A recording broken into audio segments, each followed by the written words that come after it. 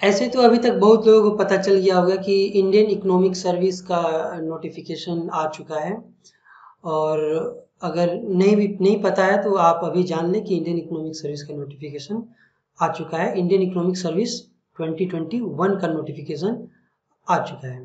तो अगर आप एलिजिबल हैं तो ज़रूर अप्लाई करें। तो इस नोटिफिकेशन में हम चर्चा करेंगे कि कौन कौन एलिजिबल है एग्ज़ाम के लिए, एग्ज़ाम का पैटर्न क्या है और कब एग्ज़ाम होगा। इन सब जो भी इम्पोर्टेंट चीज़ें इस नोटिफिकेशन के बारे में हम उस पर चर्चा करेंगे, डिस्कशन करेंगे इस वीडियो में। इस वीडियो पर आगे बढ़ने से पहले मैं बता दूं, अगर आप इंडियन इकोनॉमिक सर्विस की तैयारी कर रहे हैं तो आप टीचमिंट ऐप डाउनलोड करें और इस क्लासरूम कोड का यूज करके हमारा क्लासरूम ज्वाइन कर सकते हैं इंडियन इकोनॉमिक सर्विस का। बाकी ये सब डिटेल आपको डिस्क्रिप्शन बॉक्स में भी मिल जाएंगी, तो आप उसे भी देख सकते हैं। इस क्लासरूम में हम बेसिकली जो ग्राफिकल मैथमेटिकल क्वेश्चन होते हैं उसे कवर करेंगे, चाहे वो किसी भी एरिया से हो, चाहे वो माइक्रो से हो, मैक्रो से हो, स्टैटिस्टिक्स से हो या फिर इकोनोमेट्रिक्स से हो, या किसी भी कोई भी क्वेश्चन जो ग्राफिकल और मैथमेटिकल नेचर का हो उसे हम कवर करेंगे इस क्लासरूम में। थियोरेटिकल पोर्शन पे हम आपको प्रॉपर रेफरेंस दिया जाएगा। इस पर हम बहुत ज़्यादा डिस्कशन नहीं करेंगे क्योंकि इसके लिए आप खुद भी एक रेफरेंस का यूज करके अच्छे से तैयारी कर सकते हैं। लेकिन क्योंकि ग्राफिकल और मैथमेटिकल चीज़ों का एक्सप्लेनेशन की ज़रूरत पड़ती है बहुत बार बार, तो इसीलिए ये क्लासरूम उन चीज़ों को कवर करने के लिए बनाया गया है। तो चलिए शुरू करते हैं हम अपना नोटिफिकेशन पे चर्चा।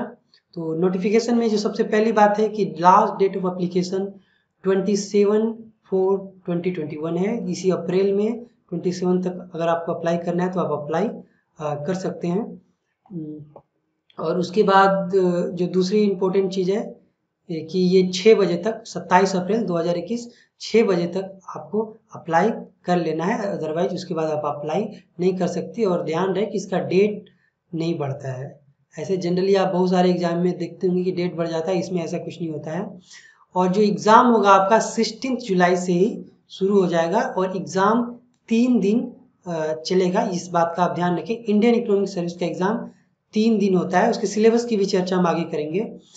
तो ये आप ध्यान रखिए 16, 17 और 18 जुलाई को एग्ज़ाम होगा। आप वेबसाइट पे भी यहाँ पर देख सकते हैं कि 16 जुलाई को date of commencement of exam 16/7/2021 है और 3 डेज है।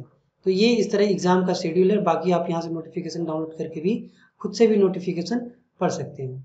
और अगला जो इम्पोर्टेंट बात है वो ये है कि ये जो सेंटर एग्ज़ाम का यहाँ जो सेंटर लिस्ट दिया हुआ है उतना ही है, इससे ज़्यादा सेंटर इसके नहीं है। ये बहुत ज़्यादा सेंटर्स पे इसके एग्ज़ाम्स नहीं होते हैं। तो आप यहाँ देख लें कि आप अगर यहाँ पहुँच सकते हैं तो ही एग्ज़ाम के लिए अप्लाई करें। अगर आप यहाँ नहीं पहुँच सकते हैं, 3 दिन नहीं ठहर सकते हैं, तो शायद आपके लिए अप्लाई करने का कोई मतलब नहीं है। तो इस बात का आप विशेष ध्यान रखें। और आगे एक है इंडियन इकोनॉमिक सर्विस की वैकेंसीज की बात है। तो 15 वैकेंसीज हैं। तो आप अप्लाई करें इसके लिए। ऐसा नहीं है कि 15th है तो आप नहीं कर पाएंगे। करने वाले आप ही की तरह कोई होता है, ऐसा नहीं है कि वो कुछ अलग करके आते हैं। जैसे आपने इकोनॉमिक्स पढ़ा है उसी तरह उन्होंने भी इकोनॉमिक्स पढ़ा होता है। तो आगे देखते हैं एज लिमिट क्या है। तो एज लिमिट आपका जन्म 2 अगस्त 1991 के पहले नहीं होना चाहिए। यानी अगर आपने 2 अगस्त 1991 एंड 2 अगस्त 1991 के पहले जन्म लिया है तो आप अप्लाई नहीं कर सकते हैं क्योंकि आपका एज पार हो चुका है। और अगर आप 1 अगस्त 2000 के बाद जन्म लिए हैं तो भी आप अप्लाई नहीं कर सकते। तो इस बात का ध्यान रखें कि आपका डेट ऑफ बर्थ क्या है। कट ऑफ डेट सिंपल है कि 1 अगस्त ही होगा। और आगे चलते हैं, देखते हैं कि और क्या क्या इम्पोर्टेंट है इसमें। तो अगला जो इम्पोर्टेंट है वो है मिनिमम एजुकेशनल क्वालिफिकेशन। तो मिनिमम एजुकेशनल क्वालिफिकेशन है post graduate in economics, applied economics, business economics, econometrics. आप ध्यान दें कि ये नोटिफिकेशन इंडियन इकोनॉमिक सर्विस के साथ साथ इंडियन स्टैटिस्टिकल सर्विसेज के लिए भी है। तो मैं इंडियन स्टैटिस्टिकल सर्विसेज के बाद चर्चा यहाँ नहीं कर रहा हूँ। मैं इस नोटिफिकेशन में सिर्फ उन चीज़ों को कवर कर रहा हूँ जो इंडियन इकोनॉमिक सर्विस से रिलेटेड है। तो इंडियन इकोनॉमिक सर्विस के लिए जो मिनिमम क्वालिफिकेशन है कि आपको पोस्ट ग्रेजुएट होना चाहिए इकोनॉमिक्स में, अप्लाइड इकोनॉमिक्स में, बिजनेस इकोनॉमिक्स में और इकोनोमेट्रिक्स में। और इस बात का भी आप ध्यान रखें कि अगर आपने एग्ज़ाम दे दिया है लेकिन अगर आपका रिजल्ट अभी तक नहीं आया है तब भी आप इस पोस्ट के लिए अप्लाई कर सकते हैं, लेकिन आपको ध्यान रखना है कि जो कट ऑफ डेट है उसके पहले आपका रिजल्ट आ जाना चाहिए, वरना आप एलिजिबल नहीं माने जाएंगे। और आगे जहाँ तक फ़ी की बात है तो मात्र 200 रुपीज़ फ़ी आपको पे करना है, लेकिन जो फीमेल है, SC/ST पर्सन है या फिर डिसेबल पर्सन है तो उनको कोई फ़ी पे नहीं करना है। बाकी जो जनरल है, OBC है या फिर EBC कैटेगरी के हैं, जो भी हैं उनको फी पे करना है, उनके लिए कोई रिलैक्सेशन नहीं है। आप देख सकते हैं no fee exemption however available to OBC EWS candidate. तो आप ऐसा नहीं समझे कि OBC EWS को कम फी पे करना है, सबको बराबर फी पे करना है। तो आगे देखते हैं क्या है इम्पोर्टेंट। तो आगे है कि जो रिटन एग्ज़ाम आपका होगा उसका रिजल्ट का डिक्लेरेशन अगस्त सितंबर में हो जाएगा। जैसा कि मैंने बता दिया है आपको कि रिटन एग्ज़ाम 16, 17 एंड 18 जुलाई को होगा, तो उसका रिजल्ट जो है अगस्त सितंबर में आ जाएगा और उसके बाद आपको इंटरव्यू के लिए बुलाया जाएगा अगर आप उस एग्ज़ाम को पास कर चुके हैं तो। और आगे आते हैं कि तो ये तो हम बात कर चुके हैं कि 27 अप्रैल 2021 6 बजे तक लास्ट डेट है। और अगला जो हमारा पोर्शन है वो है सिलेबस। तो सिलेबस पे हम आते हैं। सिलेबस में आप देख सकते हैं कि एक रिटन एग्ज़ाम होगा 1000 मार्क्स का होगा, एक नहीं होगा 6 पेपर होंगे। रिटन एग्ज़ाम जो होगा टोटल 1000 मार्क्स का होगा और जो आपका वाइवा होगा वो 2000 मार्क्स का होगा। जो रिटन एग्ज़ाम में क्वालिफाई करेंगे वही वाइवा दे सकते हैं। तो जो रिटन एग्ज़ाम है आप यहाँ स्ट्रक्चर देख सकते हैं कि रिटन एग्ज़ाम में टोटल 6 पेपर हैं आपके पास और आप यहाँ देख सकते हैं कि 6 पेपर्स कौन कौन से हैं। एक जनरल जनरल इंग्लिश है जो 100 मार्क्स का है, 3 आवर्स टाइम है आपके पास। जनरल स्टडीज़ भी 100 मार्क्स का है, 3 आवर्स टाइम होंगे आपके पास। और जनरल इकोनॉमिक्स 1 ये 200 मार्क्स का है। टाइम सब में एक ही है, 3 आवर्स है। जनरल इकोनॉमिक्स 2, 3 और इंडियन इकोनॉमिक्स सभी यहाँ पे आप देख सकते हैं कि 200 मार्क्स के हैं। बाकी जनरल इंग्लिश और जनरल स्टडीज़ 100 मार्क्स के हैं। इस तरह से 1000 मार्क्स का ये आपका रिटन एग्जाम होगा। इसके सिलेबस पे भी अभी हम आगे जाएंगे। और बाकी 2000 मार्क्स का आपका वाइवा होगा, यानी कि टोटल 1200 मार्क्स का आपका एग्जाम होगा इंडियन इकोनॉमिक सर्विस का। तो आगे हम सिलेबस पे चलते हैं कि पार्ट 2 में आप देख सकते हैं कि सेक्शन 2 में यहाँ अब हम सिलेबस को देखेंगे। तो आप सिलेबस देख सकते हैं कि सिलेबस जो होगा जनरल इंग्लिश और जनरल स्टडीज़ की जो मैंने बात की कि 100 मार्क्स के पेपर होंगे, तो उनका लेवल ग्रेजुएट लेवल का होगा, यानी कि जो भी किसी ग्रेजुएट लेवल के स्टूडेंट से हम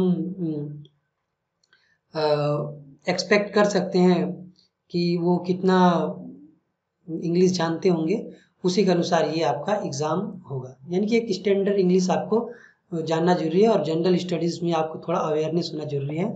जैसे यहाँ आप देख सकते हैं कि जनरल इकोनॉमिक्स में बताया गया है कि एक ऐसे लिखना होगा और जो भी बाकी पोर्शन होगा वो इंग्लिश की अंडरस्टैंडिंग को टेस्ट करने के लिए होगा और आप इंग्लिश कैसे एक वर्कमैन लाइक इंग्लिश वर्ड्स का यूज कर सकते हैं उसे देखना चाहेगा। यानी कि आपको जो वर्ड यूज करना है उस पर थोड़ा ध्यान देना है। बचकाने या बच्चों वाले वर्ड यूज करके आपको नहीं लिखना है इंग्लिश में, जो भी आप इंग्लिश का एग्ज़ाम दे रहे हैं।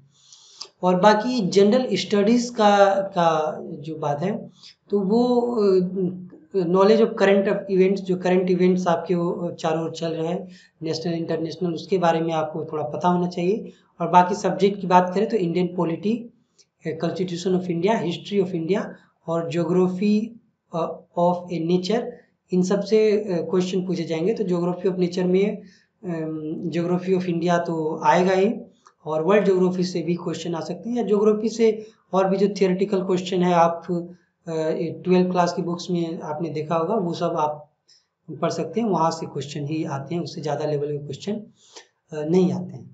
अगर आपने उतना भी किया है तो आप इन सब क्वेश्चन को कर पाएंगे। तो ये बहुत डिफ़िकल्ट पेपर नहीं होता है जैसा कि आपको लग रहा है कि जनरल स्टडीज़ है यूपीएससी का, तो ये यूपीएससी जैसा उतना डिफ़िकल्ट नहीं होता है। इसमें बहुत सारी चीज़ें नहीं दी हुई हैं जो आपको जनरली यूपीएससी के सिविल सर्विसेज एग्जाम में पूछी जाती हैं। जो सिलेबस आपको यहाँ दिख रहा है, Indian polity, constitution of India, history of India, geography of India, तो इन्हीं से क्वेश्चन पूछे जाते हैं और बहुत मोटे तौर पे पूछे जाते हैं। तो इसमें आपको बहुत टेंशन लेने की जरूरत नहीं है। और बाकी आता है जनरल इकोनॉमिक्स 1, उसके बाद जो 4 पेपर होंगे इकोनॉमिक्स से रिलेटेड, उसमें जनरल इकोनॉमिक्स 1 पहला है। तो जनरल इकोनॉमिक्स 1 में आप देखेंगे कि पार्ट ए में आपको पूरा ये जो दिख रहा है, theory of consumer demand, theory of production, theory of value, theory of distribution, welfare economics, तो ये पार्ट 1 पूरा माइक्रो इकोनॉमिक्स का है। और पार्ट बी जो है क्वांटिटेटिव मेथड इन इकोनॉमिक्स है, जिसमें मैथमेटिकल मेथड इन इकोनॉमिक्स आ जाएगा और स्टैटिकल एंड इकोनोमेट्रिक्स मेथड भी आ जाएगा, यानी कि दोनों इसी में आ जाएंगे। जनरल इकोनॉमिक्स 1 ऑब्वियसली डिफिकल्ट तो है ही, क्योंकि इसमें माइक्रो भी है और साथ साथ मैथमेटिकल, स्टैटिस्टिकल और इकोनोमेट्रिक मेथड भी इसी पेपर में दे दिए हुए हैं। तो ये निश्चित रूप से आपके लिए थोड़ा डिफिकल्ट जरूर होगा। अगर आप इकोनोमेट्रिक्स का बैकग्राउंड सही नहीं है तो तब तो और भी डिफिकल्ट हो सकता है, इसलिए आप इकोनोमेट्रिक्स करना आपके लिए बहुत जरूरी है और हमने क्लासरूम भी उसी उद्देश्य बनाया है। और यहाँ आप देख सकते हैं कि जनरल इकोनॉमिक्स 2 है। जनरल इकोनॉमिक्स 2 में आपको जब ये सब आप देखेंगे तो आपको पता चलेगा कि ये मैक्रो इकोनॉमिक्स का है। Economic thought, concept of national income and social accounting, theory of employment, ये सब मैक्रो इकोनॉमिक्स का है।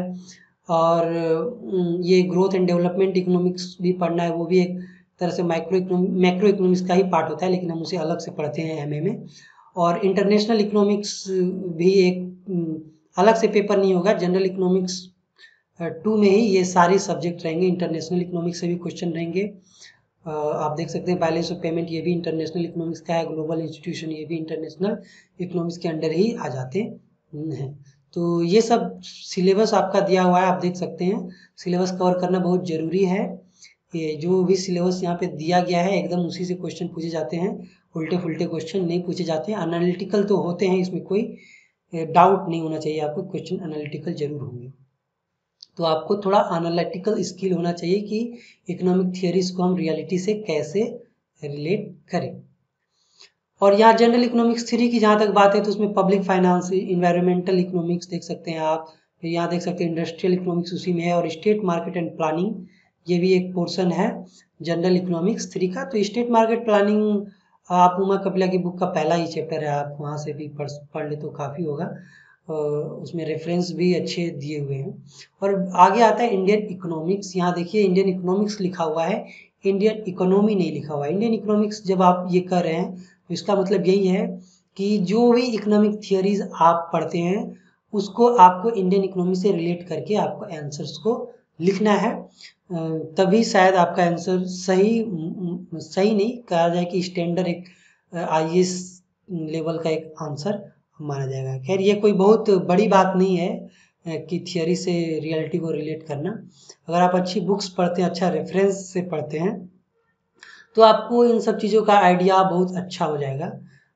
लेकिन ध्यान रहे कि ये जो सिविल सर्विसेज एग्ज़ाम का इकोनॉमिक्स होता है उससे बिल्कुल अलग है ये एग्ज़ाम, तो आपको ध्यान रखना है इन सब बातों का। तो मेरे ख्याल से मैंने सारे इम्पोर्टेंट चीज़ की बात यहाँ पर कर दी है और कुछ इम्पोर्टेंट इसमें बचा नहीं है।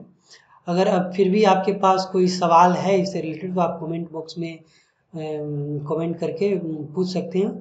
और बाकी जैसा कि मैंने आपको कहा कि टीचमिंट ऐप आप डाउनलोड करें और ये जो क्लासरूम कोड दिया हुआ है इसका यूज करके आप हमारा इंडियन इकोनॉमिक सर्विस का क्लासरूम ज्वाइन कर सकते हैं। तो यहाँ आप देखेंगे कि ऑलरेडी शायद 14 स्टूडेंट ज्वाइन कर चुके हैं।